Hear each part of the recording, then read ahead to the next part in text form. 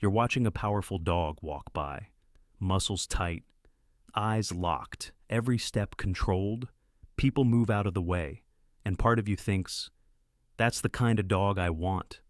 Strong, fearless, unstoppable. But here's the thing. What you're seeing is not just a pet. It's centuries of selective breeding, focused on one thing, conflict. And here's what most people don't realize. Some dog breeds weren't just trained to fight.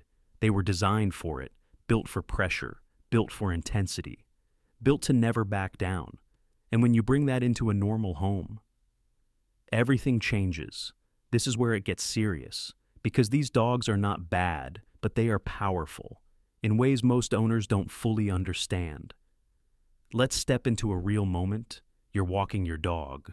Another dog appears in the distance, nothing dramatic. Just another normal walk, but your dog notices. Body stiffens, focus sharpens, energy shifts, and suddenly, you feel it. That tension in the leash, that quiet intensity, like something is building. And here's where it gets interesting. Some breeds were historically selected to stay engaged, even under stress, even under pressure. Even when most animals would back away. Take the American Pit Bull Terrier, one of the most misunderstood breeds, strong, agile. Extremely determined, originally bred for bull baiting and later for dog fighting, which required something very specific. Persistence, not just strength, but the ability to stay focused no matter what. And that trait still exists today. Not as aggression, but as intensity. And this is the part most people miss. Intensity needs direction. Without it, it becomes overwhelming. Now imagine a different scenario. You're at home, your dog is calm, relaxed, lying down.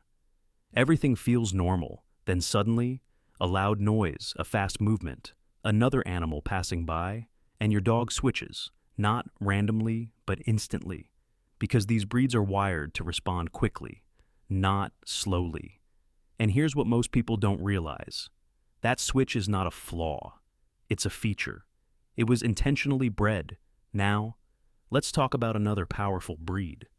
The Dogo Argentino, created for big game hunting, wild boar puma animals that don't run away easily, which means this dog had to be fearless, physically capable, mentally unshaken, and willing to engage. Now bring that mindset into a backyard or a crowded neighborhood. And suddenly, you have a dog that needs careful guidance because its instincts are stronger than most situations. Now here's where things change, because many owners see these dogs and think, I'll train it to be calm, but training doesn't erase instinct, it channels it. And if you don't understand what you're channeling, you lose control. Now let's talk about the Cane Corso, another breed gaining popularity, massive, confident, protective. Originally used for guarding and hunting, this dog wasn't built to hesitate, it was built to take action. And here's what most people don't realize. Confidence in a dog can look like calmness, but underneath, there's readiness. A constant awareness. And if that energy isn't guided, it becomes reactive. Now, imagine this moment. A stranger approaches your home. Your dog notices, stands up, moves forward. Body language changes. This is not fear, this is assessment. And depending on the breed, that assessment can escalate quickly. Now let's step deeper, because this isn't just about behavior, it's about responsibility. Owning a high-intensity breed means managing situations before they escalate, reading signals, setting boundaries, providing structure. Every day, not occasionally. And this is where many people struggle because they want the image, the powerful dog, the protective presence, but not the discipline required, and these breeds expose that gap fast. Now here's something important. Not every dog from these breeds is aggressive, not even close. Many are loving, gentle, deeply bonded with their families, but that doesn't remove what they were built for. It just means those traits are controlled, and control comes from the owner. Now, let's talk about another key factor. Energy redirection, because you can't remove drive, but you can give it an outlet. Training work, structured play, mental challenges. These are not optional, they are necessary. Without them, that energy builds. And eventually, it finds its own release. And that's when problems happen. Now imagine two different owners. One understands the breed, sets routines, trains consistently, stays calm and clear.